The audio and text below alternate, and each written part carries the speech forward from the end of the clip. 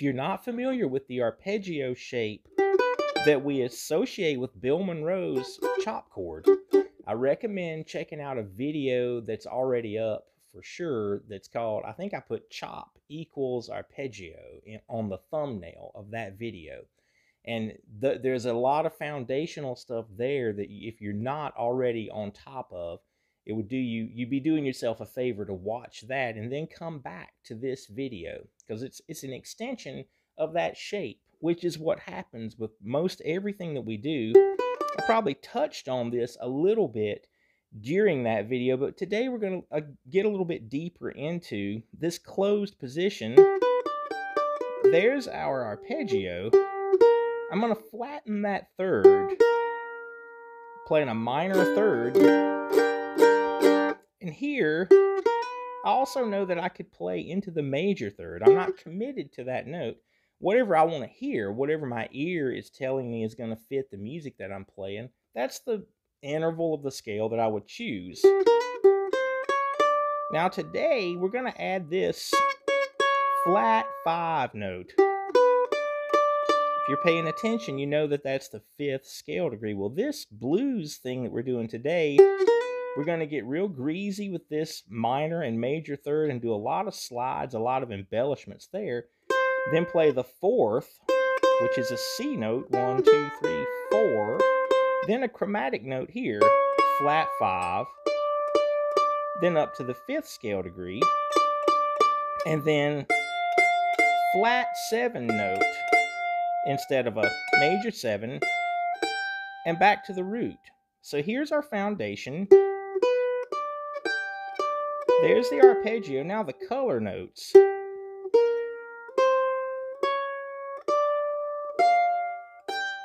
So that becomes this nice, colorful thing that's happening.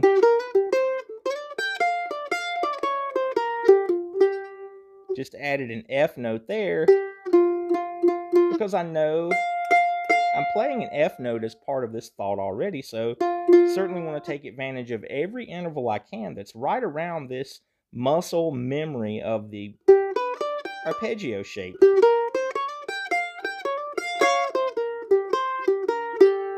So you want to take this through if you need to, if it doesn't just feel kind of intuitive to you to where you can play over those notes, kind of have fun and just do some crazy stuff like I was on the front of this video, then play the scale 3 notes at a time. Let's just call it that.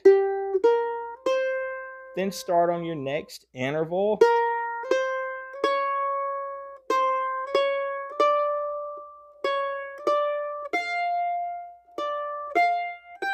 Something like that could be a segue between where you're at right now and getting to that loose spirit that we think of with blues music.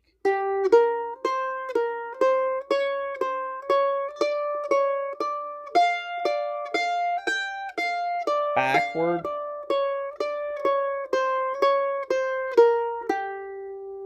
Then go to C. Let's play our 1, 4, and 5 chord.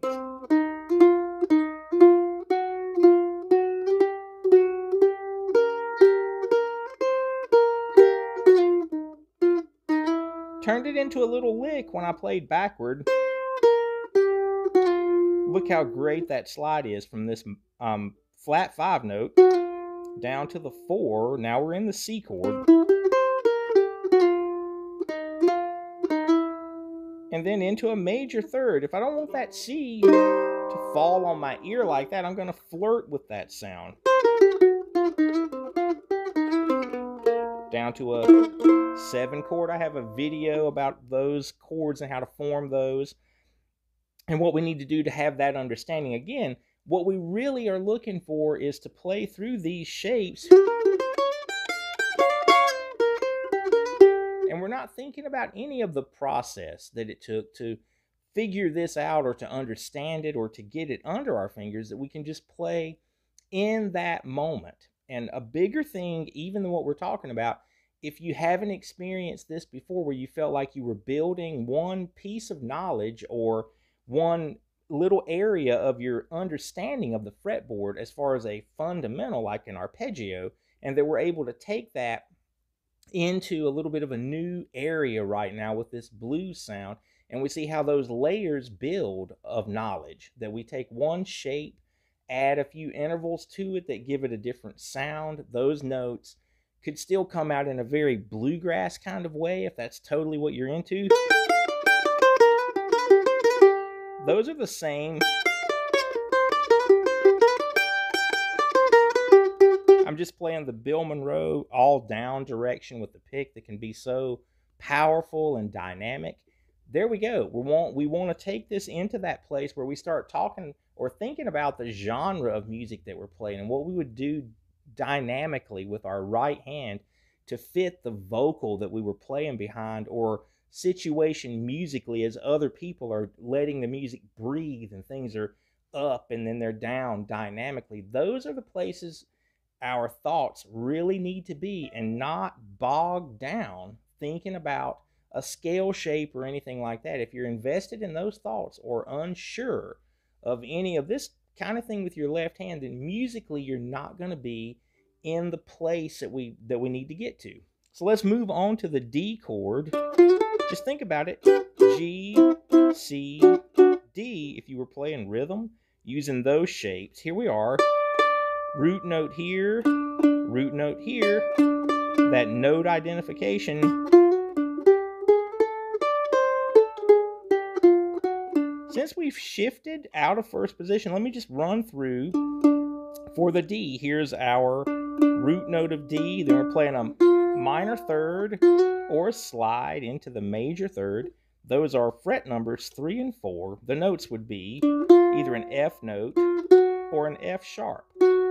Then we have these chromatic notes that we can use, the 4th, flat 5, and 5th scale degree.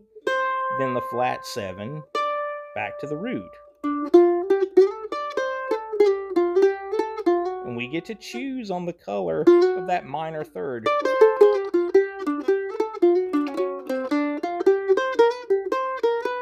Right back to the root. So everything that applies about moving these big shapes that we're using, again, this is just our ring finger covering the root note. We want to be comfortable.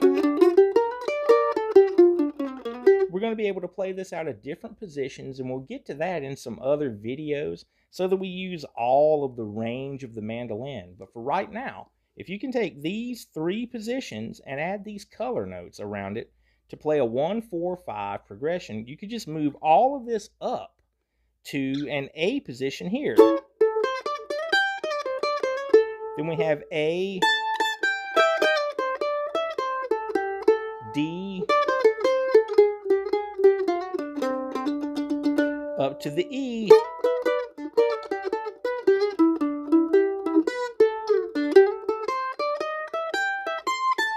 So just like that, we're able to transpose all of this because it is closed position blues.